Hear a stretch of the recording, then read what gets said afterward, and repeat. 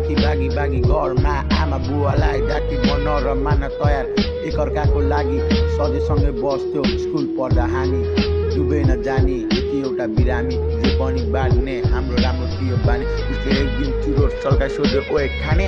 मैले पनि ताने सन्चो छैन बानी दिन बित्दै गयो अनि लाग्यो त्यसको बानी बिस्तारै कुलतमा पसियो जाने नजाने गाजा आउने गरे स्याबन र बानी यो पछि तो दामी ग्याप नभइदिनु पनि राम्रै नलाग्ने त्यसपछि फेरि कहिले उस्तै रहेन हामी नआउन सँगै आज तर तेरो सम्झना आयो मनमा छ साथ छोड्ने छैन भन्थ्यौ कहिले